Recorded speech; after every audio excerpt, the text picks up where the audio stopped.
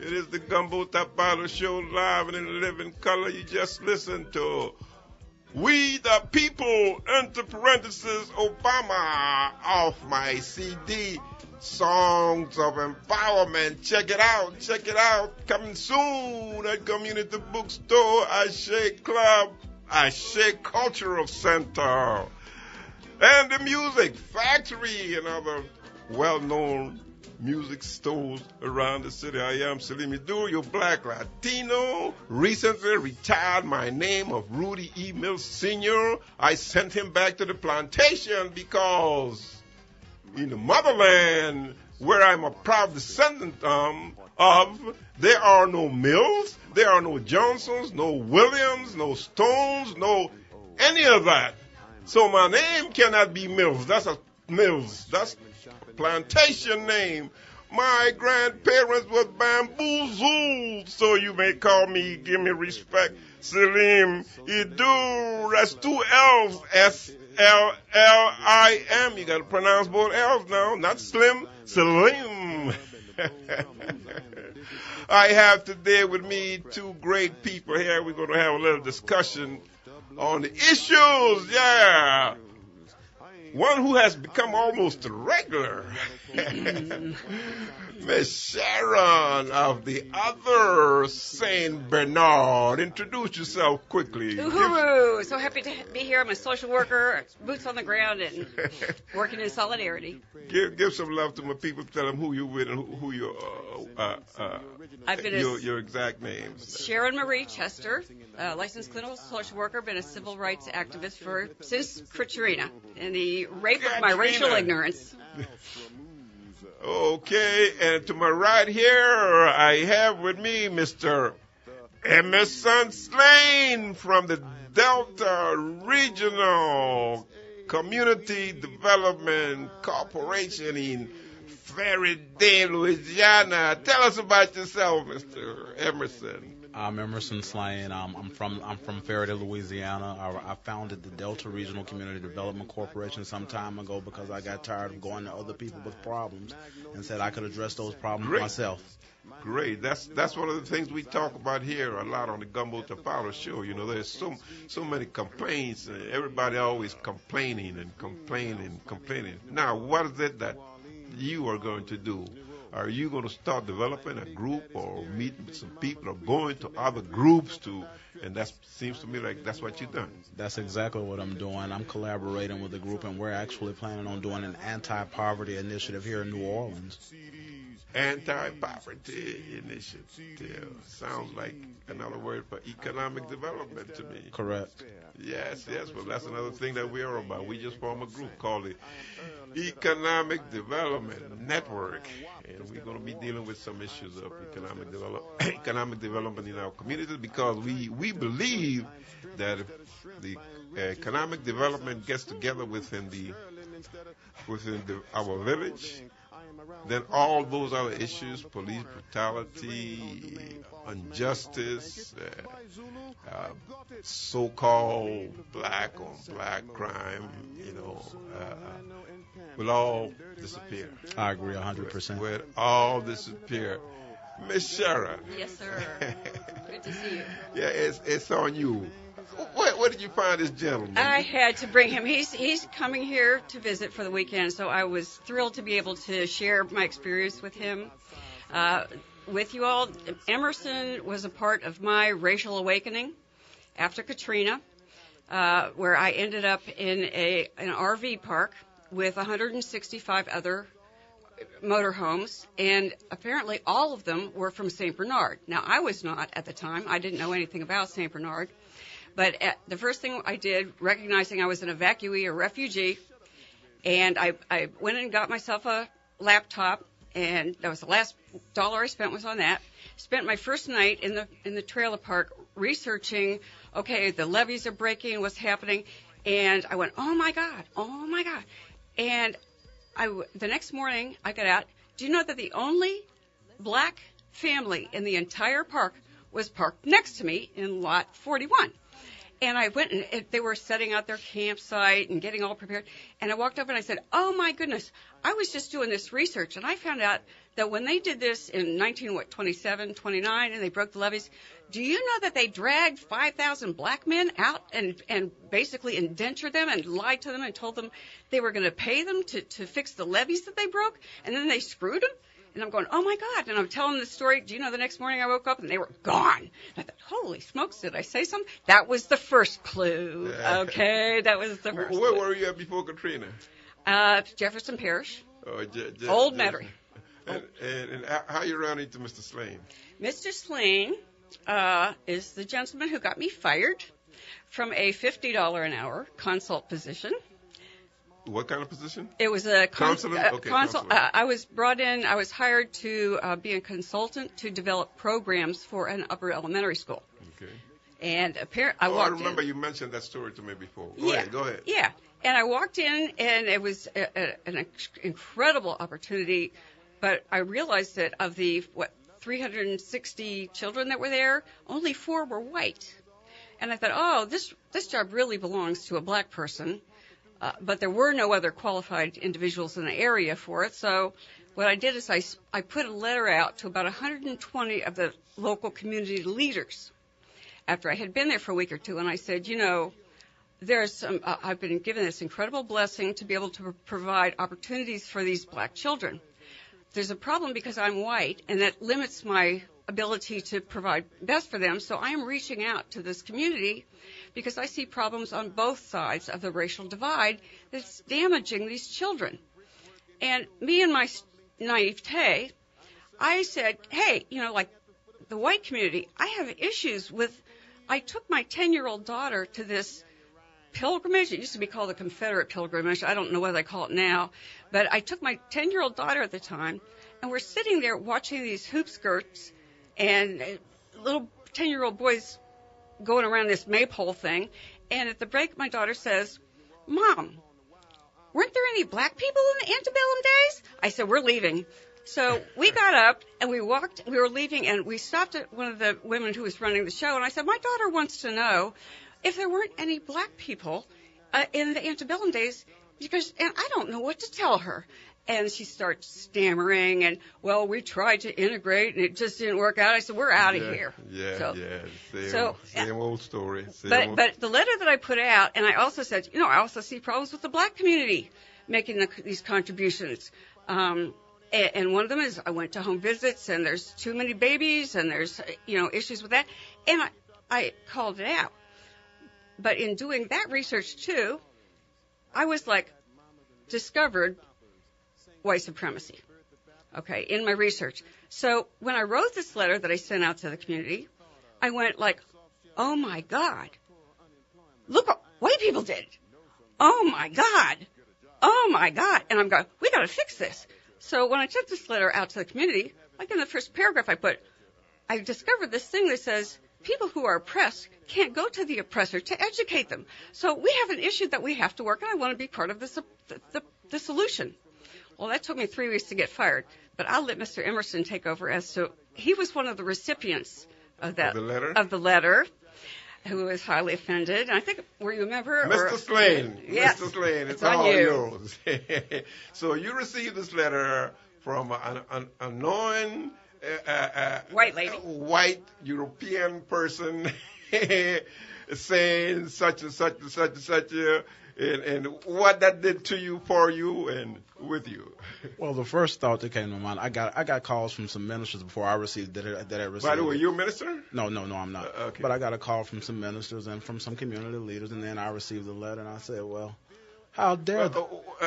I'm not cutting you off, okay? But first, explain for you from Faraday, Louisiana. Correct. Okay. Explain your situation. What you're just a regular person. The context. The context of who you are. I'm a community activist. Just a community activist like myself. Okay? Yes, sir. Yeah. I mean, you don't know no big time. No, sir. I've been asked about running for office, but I'm not going to run. Like Mr. Paul Beaulieu, the old manager of WBOK, would say, You're not no big Negro, eh? No, sir. No, sir. No, sir. All right, go ahead, Mr. But Slade. I got a couple of phone calls from some ministers and community leaders, and we got together and we went over the letter, and I said, how dare this white lady come into our community and say what she's gonna say? So everybody, a lot of people talk. What did the letter say to you? It was for you to, It was a white lady, a white person saying something that needed to be said in hindsight. Needed to be said. But a white person shouldn't have said it in my vision. Let me repeat that. Needed to be said, eh? Yes. All right. So I'm like, how dare she come into this community and tell us? So I get on the phone. I call the superintendent. The superintendent said, write me a letter. I said, I will. The letter will say. The superintendent of the school who hired me. That's what he's talking about. The superintendent who hired her. Boss. That's correct. Yeah. Said, write me a letter. So I told the superintendent, I said, well, what do you want? I said, I'm shocked and I'm deeply disturbed. She said, put that in the letter. So I did. And emailed the superintendent a letter saying that I was shocked and deeply disturbed by this movement, by this white lady who's not from this community coming into the African American community and actually visiting homes and what have you. Saying something that needed to be said. How dare she? Did you say saying something that needed to be said? I didn't say, no, that's hindsight. Not quite yet. No, we didn't get there yet. But the next thing I know, she's meeting with the NAACP, which I was a member of at the time, and other organizations. And she came out and she explained what she meant and why she was doing what she was doing, the ethics code of a social worker. And okay, well, maybe. I went to maybe, but by the time I got to maybe, it was too late because the superintendent had dismissed her at that time. Oh, wow. Yeah. Well, interesting. I didn't know who Emerson was. Interesting that the superintendent she couldn't wait. Dismissed you based on the actions of Mr. Slade here, and so you lost a very good paying job. Healthy. But y'all still communicating. This is funny. That's the good part. I always say that there's a group of people that say their plans say, well, we're going to rob this bank, man. We gonna get the money and blah, blah. So they're going on to get the bank. Before they get to the bank, they're arguing about who gonna drive the car and who gonna go inside, and they ain't got the money yet. Here I'm looking at you all. Y'all done had big discussion and everything, and y'all still. Oh, listen, the fun part was I heard about this Tri-Parish Ministerial Alliance. I didn't know anything about their involvement at all. I just knew I got fired. And that was after I sent 4 emails to them saying, I see problems with racism here up to the policymaking level, and I want to be part of the solution. Well, their solution is different than what we think a solution should be. Their solution is the solution of the repo man. The status quo. I mean, for one thing, it's so racially disproportionate. It was an all-white board. Okay, first of all, right? Is it almost entirely or the school board? Yes. 6-3. At that time? Yes. Okay. 6-3. So, but it was a 98% black school. So, but I heard about this Tri-Parish Ministerial Alliance that was upset with me about this letter. So I called somebody and I said, listen, I heard you're having a meeting. I want to attend. And they went, oh, really? I said, yeah, I want to attend. So I go, there was 20 black pastors there, and all 5 feet white of me shows up in my I'm walking in and they're like, and so I said, I'd like to explain myself. Can I read the letter? And they said, well, we don't really need it. I said, no, if you're going to be upset with me, I want to be able to read the letter. So it makes a lot of difference with inflection and tone versus if something's just being written on paper. And I was halfway through the second paragraph, and everybody's eyes really opened and realized what was going on. And that's how I become a ghostwriter for the NAACP. When I walked out of that meeting, Emerson approached me in the parking lot, and he said, I have to introduce myself. I'm the person who got you fired. And I put my arms around him, and I said, we've got work to do. So he approached. You didn't know at that time. I did not know. Not even aware. I did not know. And he came, and we hugged, and we said, we got work to do. And we went on from there. In the trenches. Wow. That's a. We ended up organizing the Jena 6 rallies with the News in the Playground. We got really exciting movement going on out there. That's a movie in itself. That's a movie in itself, man. How it went from she getting hired for the school board. Faraday. I don't know too much. Is Faraday anything similar to St. Bernard Parish as far as the racism and the I think it is. Well, we're in a situation now where we're 85% black town, and we just elected a white mayor. What? Yes. Wait, Faraday is an 85% black city town, okay, and just elected a white mayor. Yes. Okay. Well, I don't really have a problem with the election of a white mayor. I have concerns with the reasons behind the election of a white mayor. Well, she was a school teacher for 40 years, no political experience whatsoever, and the black mayor who was there was basically, and I hate to use Tomish like language, but to be honest, he was Tom, and he wanted you to know I'm black and I'm in charge. Okay. So he spoke to black people any way he wanted to. Uppity. Okay. In other words, kitchen Negro, like Carl Galman would say. There you go. He was the idea kitchen guy. Yes. So well, Faraday, Louisiana. Yeah, Faraday, Louisiana is the stepchild, the ugly stepchild for Vidalia. Vidalia is the white community on the river that is the sister city to Natchez. And then Faraday is a little off the grid there, and they get everything stolen from them that goes into monies that goes to Vidalia. So, interesting story. When I first moved there and started seeing what was going on, FEMA had come to me because I had become an official designee point person for the 8,000 evacuees who ended up in a already impoverished area. The Faraday Natchez corridor was very impoverished to begin with. And so when I ended up there, I ended up doing some social work, boots on the ground. Well, at one point, one of the FEMA grunts came to me and said, listen, I was just at a meeting, and the white mayor does not want blacks in the FEMA trailers. At first I thought it was a bad joke, really, honest to God. I was clueless at the time. He said, the mayor does not want, we got 60 FEMA trailers coming in here, and the mayor does not want blacks in there. I went, oh, crap. And that's the mayor of? Vidalia. Of Vidalia. Yeah. So what happened is because FEMA had come to me and asked me to triage them, the homeless families that I knew that needed assistance. So I was leaving the community center, crisis center that I helped develop, and the head of economic development for Vidalia stopped me and said, where are you going? I said, well, John, the FEMA guy, asked me to triage him some of the homeless families, so I'm going to do that. She said, no, you are not. I said, what? She said, no, you're not to do that. You don't have the authority to do that. I said, well, the FEMA asked me to do that. She said, you're not doing it. I said, what's the problem? And she wouldn't answer, so I just said, get out of my way.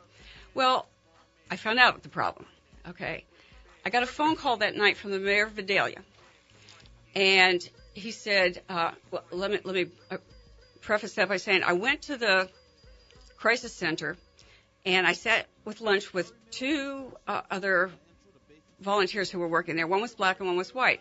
And I said, I heard a rumor that the mayor does not want blacks in the FEMA trailers. Do you think that's true? I kind of got so I go, okay. So I went to the head of FEMA, and I said, I have two questions for you. Number one, are you coming to me officially or unofficially? He said, this is an official request. I said, okay. My second question is, do you have a no discrimination policy? Well, all of a sudden, he's fumbling his papers and saying, we don't have any control about it. I said, sir, it's a simple question. Does FEMA have a no? So I knew there's something brewing. I said, does FEMA have a no discrimination policy? He said, of course. I said, thank you. For me, the matter was over until I got a phone call from the white mayor that night who said, I heard you're calling me a racist. I said, no, sir, I did not call you racist. I heard a rumor. I was making some inquiries. I considered the matter resolved. So it sounded like them two were working together then already. the FEMA person and the mayor. Well, the FEMA guy more knew. Or less Listen, I went to FEMA and I said, listen, this is what happened. He says, oh my God, you might have ruined the mission. You might have ruined the mission. Well, you're on your own. You're cut on your own. I said, okay, whatever, you know. But anyhow, so when the mayor called me, he said, I said, I'll tell you the truth. I heard a rumor that you didn't want blacks in the FEMA trailers. I checked around. I considered it a no problem, so I let it go. He said, no, you don't know what you just did. I want the name of the person who gave you that, who told you that rumor. I said, I only know his first name. He's a FEMA worker, but I think I would rather take it to FEMA. I'll just take the issue to FEMA. He said, no, I want his name. I said, it sounds to me like you want blood. He said, yes, I do, and I want yours. No, he said, yes, I do. I said, well, it will have to be mine because I'm not giving you his name. The man was out of control. Does this guy get blue in the face when he screams or what? He does. Emerson. I mean, he was out of control. I kept saying, can I talk to you when you're more calm? He said, no. You just worked the last day of your life. You are never going to work again as long as you live. I'm taking your name to Washington. I have a transcript of this, by the way.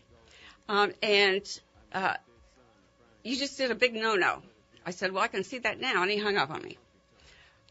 And you were talking to?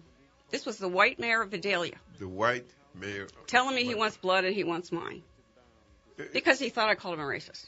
Like, I'm not in Kansas anymore, Toto. Vidalia, Faraday. So those are like two sister towns. Well, the stepsisters over there. Yeah, I mean. Yeah, he's the white guy.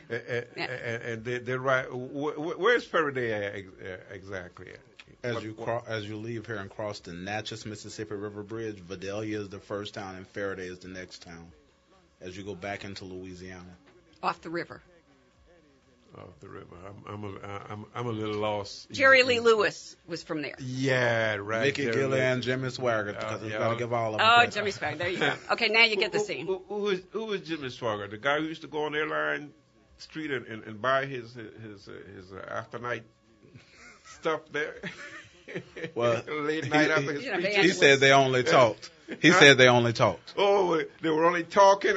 He was receiving counseling. You know, I live right down the street from that hotel. It's not a hotel anymore. It's a center, some kind of economic development center, veterans VA center, right there on Airline. It's a little point, right, Mistletoe and General Ogden, Holly Grove, right there. You know, but that's where those hotels they had about 3 or 4. Oh, like London Lodge. For the London. I don't say that. You know, funny thing, they had a documentary on Jimmy Swaggart a couple of days ago. I was looking at him. Yeah, they was talking about his up and well, they had a documentary on all of the fallen ultra right Christians. You know, so they went from the one with Tammy. What's Tammy Lee? Oh, right. Her husband was Tammy. You know? The Tears lady. I don't know. The mascara lady. I don't remember her husband. Jim Baker. Jim Baker, went from him to the one who had the church right there where on the Airline Highway.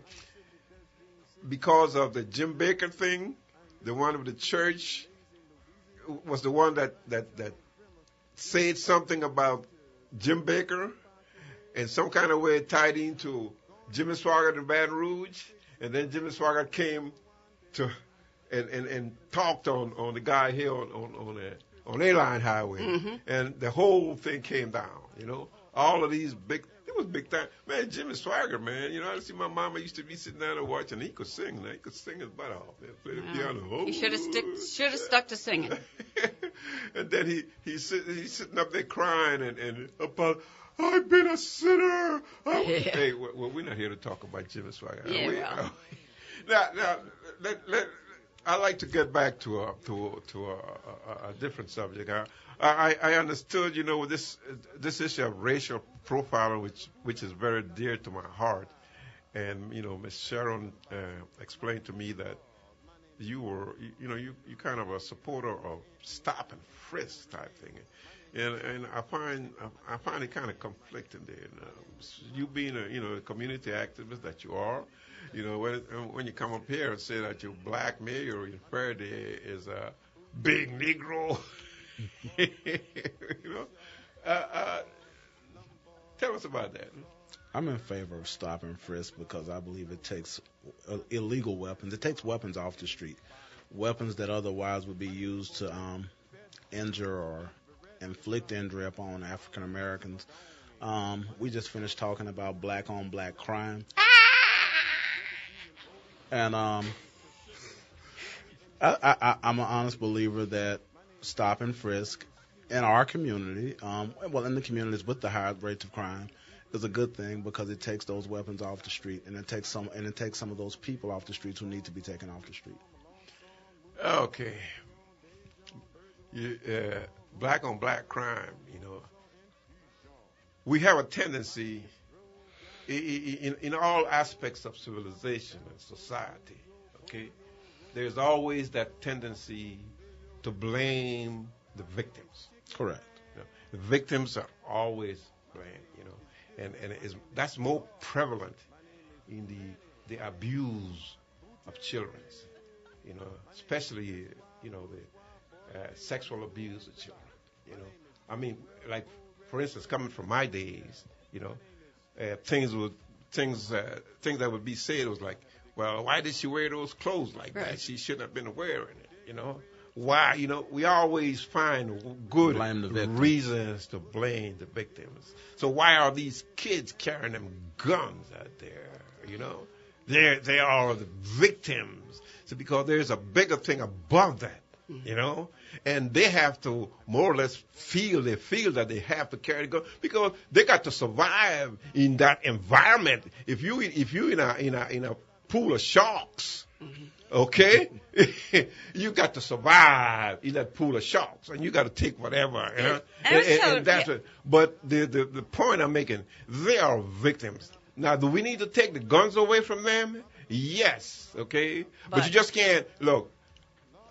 I found this way late in my life, okay? My school teacher, back home, I'm from Honduras, okay? She's a very good school teacher. I learned a lot from her because she was very, very intelligent. But she had a problem, She had two problems.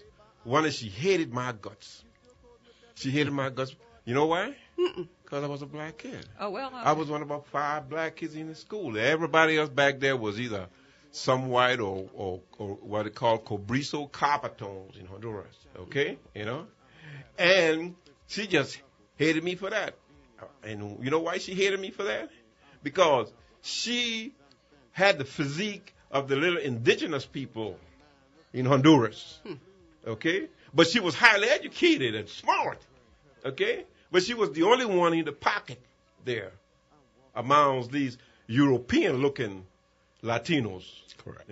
So she hated. But anyway. But did you know at the time? Did you know why she hated you? Did you know that it was your skin color that she hated? Well, I'm telling you now. She hated me. She hated me because she felt marginalized from those other. That's the truth. Those other Latinos who are not really Latinos. They are Europeans who came into the American countries, okay? And then now they're still controlled because the indigenous people of all the Americas, including this USA, are still marginalized way out there, But that's why she hated me so much. But I'm saying she would take everything out on me. She would, any little thing would happen to me, and I see the other kids would do a lot of stuff, and that would happen to them. So get to your point. Stop and frisk. We are the only ones going to get stop and frisked, though. Well, see, that's what I said. That's the point. My problem is... It's not the point about stop and frisk just us. No. Stop and frisk everybody.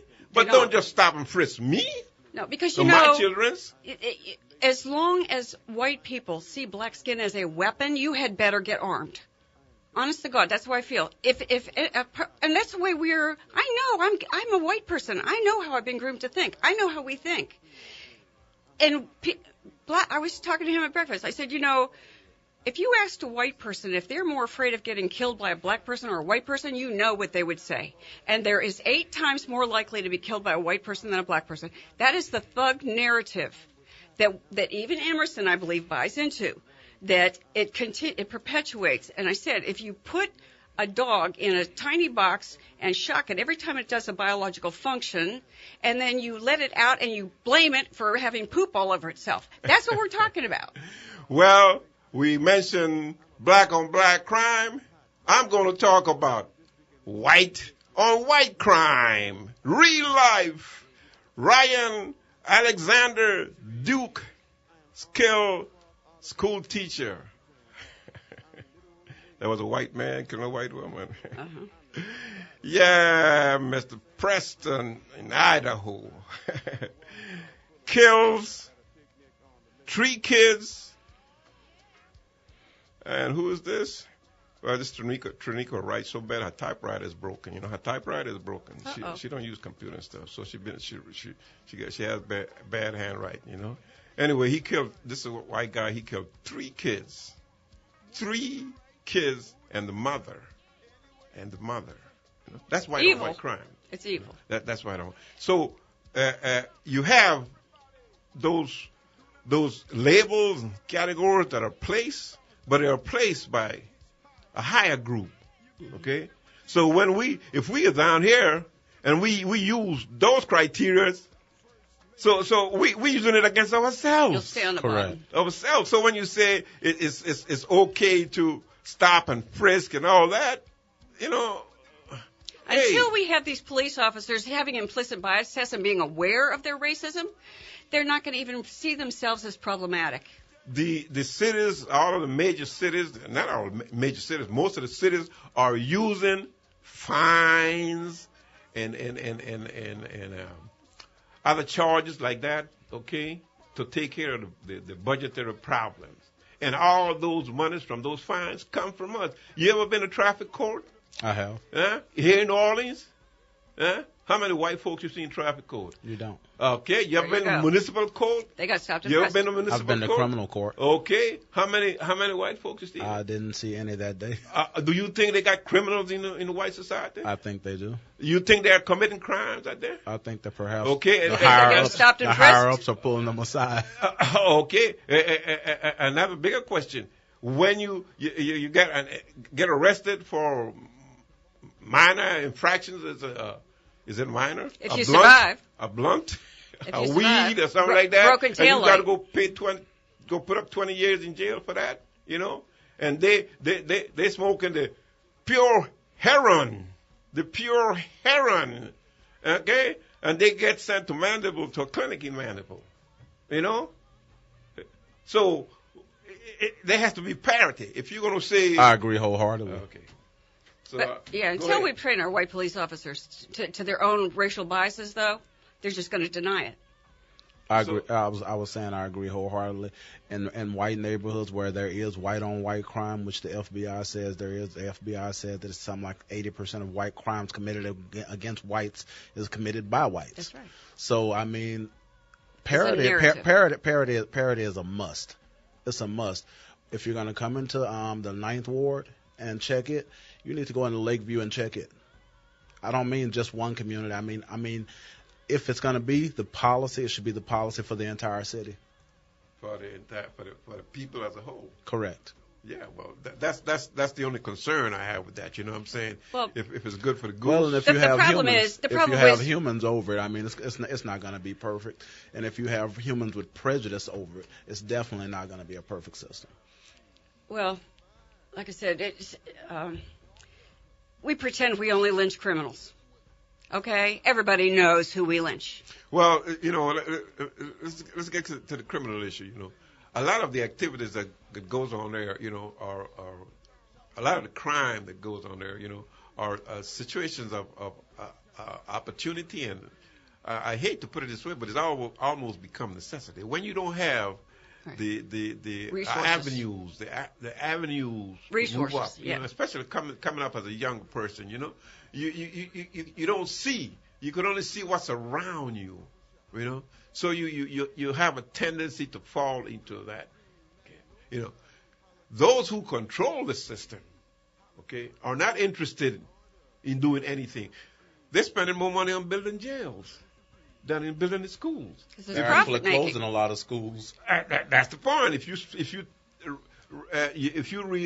recirculate that money into schools that you're spending on prison systems, okay, you will automatically see the crime go down. Schools as well as social programs to help education in general. If we made sure that every young person in the lower Ninth Ward had access to everything that some wealthy child had in Lakeview or Bywater, everything, it would be a fully different picture.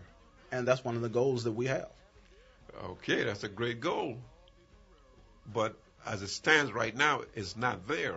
Correct. And so you're going to see the kind of issues that's going on with this funky, what I call a funky groove that we have in right now in our community, going down, and that's because of the lack of opportunities, the lack of resources. That's what Malcolm or Martin Luther said. If you strip people of all of the resources, of the job, of the economic opportunity, of a political voice, you're going to force them into a situation where they have to, resort to more forceful actions to obtain something that nobody has the right to even say, I'm going to give you your human rights. Well, we have so many issues going down, and right now the main issue we have to be concerned with ourselves with is the hierarchy that's taking over, the country right now. I call them the repo people. That's the repo man. It's taking over, and they're taking the country back. That's what the word is. That's what the word is, and they make they're so arrogant about it now, that they come out and say it whichever way they want to, and they control the courts, they control the system, Not yet the courts. Not yet the courts. That's our last hope. That judiciary system has got to get him in check. I don't know. The judicial system fixing to turn in his way. When he makes this next appointment, it's going to be like 5-1, 5-4, Mr. Slane, tell us again about yourself. You're from Faraday, Louisiana. You have a group called the Delta Regional Community Development Corporation. And your mission, what are you looking to accomplish with it, and what have you done? How long you been? The organization is about 15 years old. What we've done is we've started working recently with HBCUs in Louisiana, and historically black colleges and universities. Yeah, and the organization's mission is simple: it's to alleviate poverty in Louisiana. And when we took that to Grambling and Southern, they said, well, we'll gladly help. And we've put together some programs where we did tutoring and mentoring in Concordia Parish and Faraday and in that area. But when we were working with the HBCUs, including those here in New Orleans, they said, well, why don't you put a focus on something, use it as a trial area for a couple of years, and then go statewide. I love this city. I love the people of this city. I love the diversity of this city. So I chose New Orleans. So you're now housed in New Orleans? I'm not housed here now, but I will be. As a matter of fact, I plan to be living here in August. Oh, you must be drunk to water. he must be drunk to water. So many people come here for Carnival and for the Jazz Fest. They can't leave New Orleans, man. Oh, I'm down here right now in this Mardi Gras season, and I'm not planning on doing anything for Mardi Gras but spending some time with some family I have on the West Bank. But other than that, it's strictly business. Strictly business. Well, hey, Mr. Emerson Slade, it's been a pleasure having you here with us today. It's a very interesting conversation. I'd like to get you back here sometime in the near future to follow up on that. Well, to extend the conversation. Our time is so short here on WBOK. Just no problem at all. And the hour just about gone. I got to do my Spanish lessons right now. We got to be getting on out of here. It's a pleasure to have you. Say hello to my folks. Throw them out some love. Again, I'm glad to be here. I'm glad to be at WBOK. I'm glad to be here with you. I'm honored. And anytime you want me back, I promise you I'll be back. And to the people of New Orleans, I love y'all. I love y'all to death. He drunk the water, folks. He drunk the water. Miss Sharon, yes, send sir. some love out to my. I love you. I love you. I love you. Please friend request me on Facebook page, the other St. Bernard, or my Sharon Marie Chester. And I'm now starting a new Facebook page called The New White Rose, taken after the Nazi propaganda machine back in the day, to develop racial literacy programming materials. Sharon Marie Chester, she's a European descent person, yes, who's working very strongly to deal with the issues of discrimination and injustice in our communities as a whole. And she has a group called the Other Saint Bernard. If you know anything about Saint Bernard Avenue, Saint Bernard Parish, then you would understand. Check it out. Check it out. El Gumbo Tapado show live in living color. I am Salimi your black Latino. Adios. Mucho love. Mucho love. Mucho love. Mucho love, baby. Mucho love. Mucho love. love, Mucho. baby. You gotta say it with some feeling, man. Woohoo! You know, like First Lady said, if you don't have swag, you don't know what it is. Yes. Mucho love. Mucho love.